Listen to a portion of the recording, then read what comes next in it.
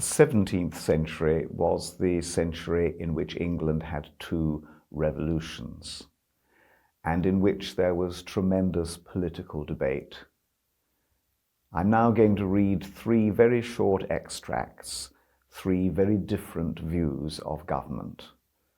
First of all, from 1647, in the lever debates, the most extreme claims for democracy made in the 17th century.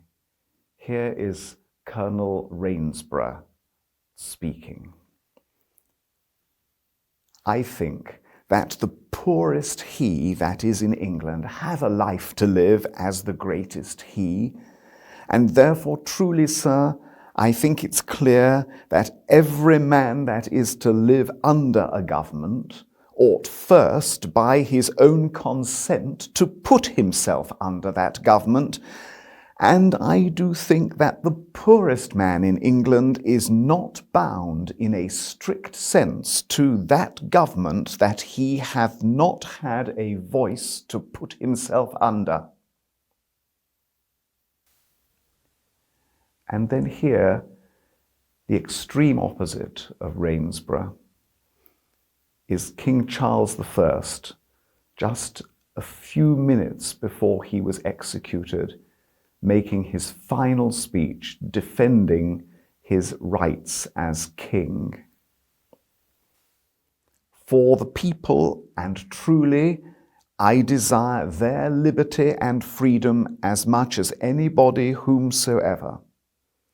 But I must tell you that their liberty and their freedom consists in having government, those laws by which their life and their goods may be most their own. It is not for having a share of government, sir. That is nothing pertaining to them.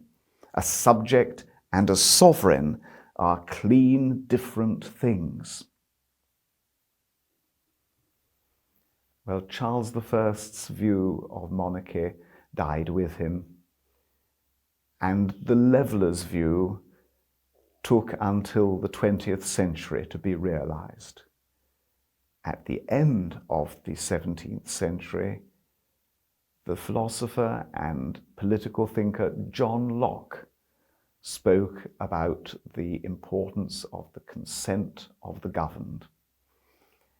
And in this extract from his second treatise on government, notice how very similar the wording is to the American Declaration of Independence.